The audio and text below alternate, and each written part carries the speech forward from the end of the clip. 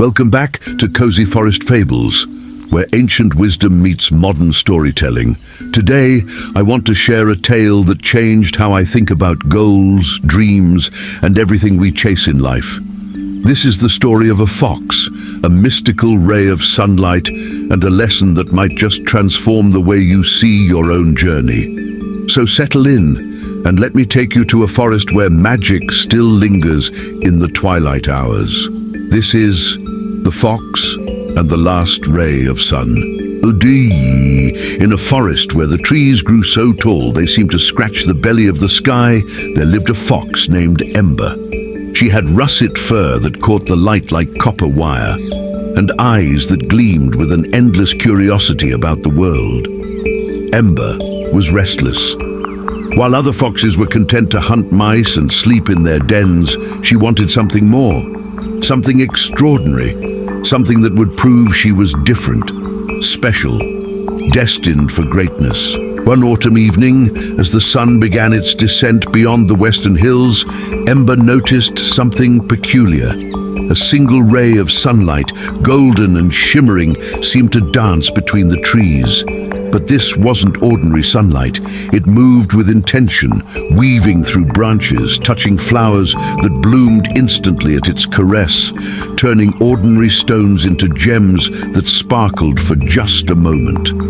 The other animals spoke of it in whispers. The last ray of sun, they called it. Legend said it was the sun's final gift to the world each day, a fragment of pure light that could grant a single wish to whoever caught it before it faded into night. Ember's heart raced. This was it. This was what she'd been waiting for.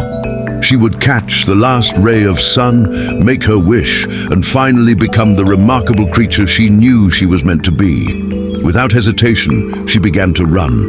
The ray danced ahead of her, always just out of reach. It glided over a stream, and Ember splashed through without thinking, the cold water shocking her paws. It wound through a thicket of thorns, and she pushed through, feeling the sharp scratches but not caring. Just a little further, she panted. Just a little more. As she ran, she passed Old Tortoise near the riverbank. "Ember!" he called out. "Where are you rushing to with such urgency?"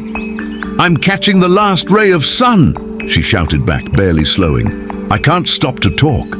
"But Ember," the tortoise said, gesturing to the golden light reflecting on the water, "look how beautiful." She was already gone. The ray led her up a steep hill, and her legs burned with the effort. At the top, she encountered Crow, perched on a gnarled branch. My, Crow cackled. "You look exhausted, little fox. What drives you so?"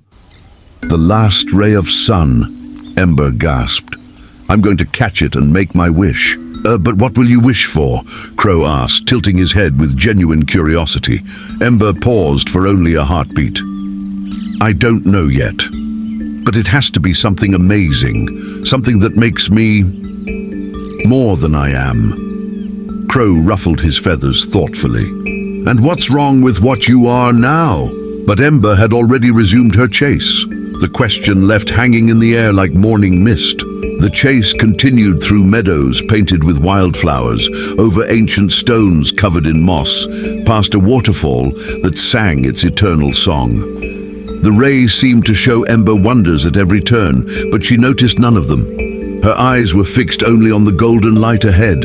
The sky deepened from blue to purple to indigo. Stars began to prick through the darkening canvas above. Ember's paws were sore. Her breath came in ragged gasps, and her beautiful fur was matted with burrs and mud. Still, she ran. She passed through a grove where fireflies had begun their evening dance, their lights twinkling like earthbound stars.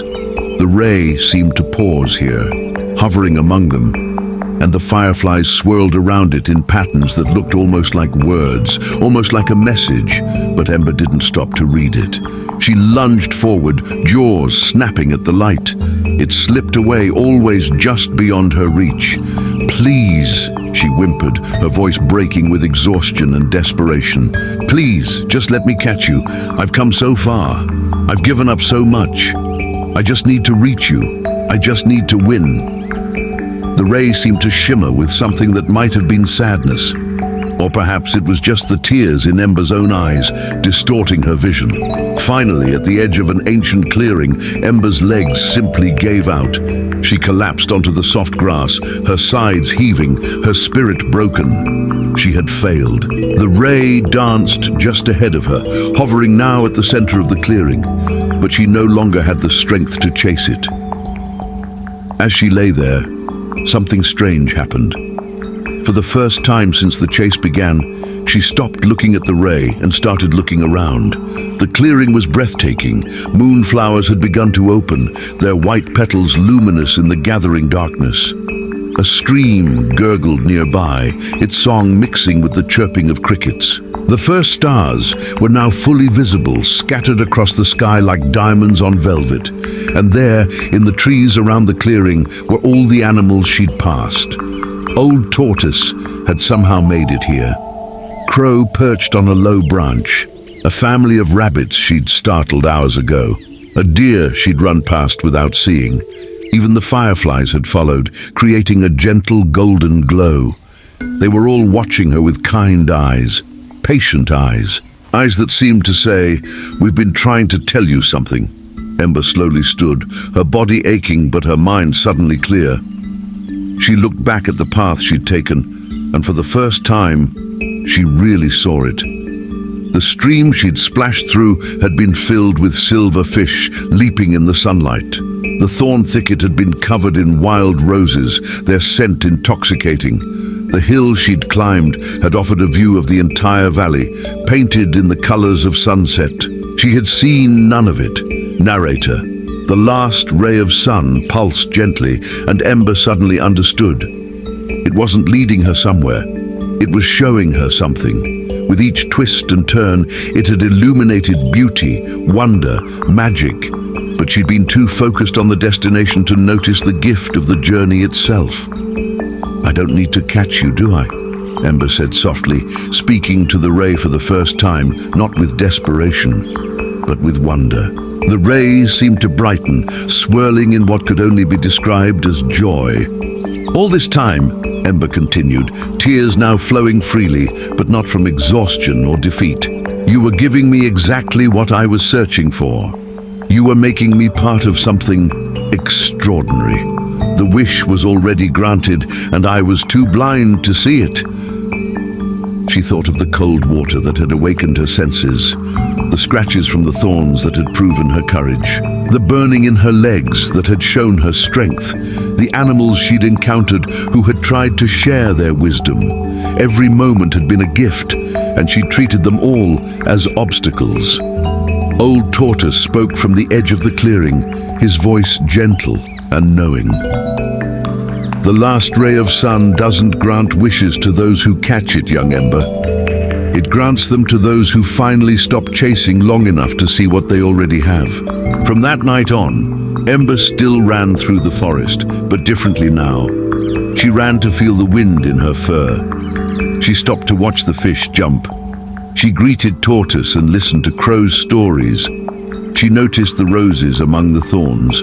And every evening, when the last ray of sun began its dance through the trees, Ember followed it again, but not to catch it. She followed it to see what beauty it wanted to show her that day. Because she had learned the greatest lesson of all: you never lose when you cherish the path. The destination might be a wish, a dream, a goal, but the journey is the gift itself. Every step, every stumble, every moment of wonder along the way, that's where the real magic lives. And if you're too busy racing toward tomorrow, you'll miss the miracle of today. What journey have you been racing through without truly seeing? What beauty have you been running past in your rush to reach the end? Leave a comment below and let me know. And remember, cherish the path. Thanks for watching. Like this video and subscribe to the channel to help us. Until next time, may your journey be filled with wonder.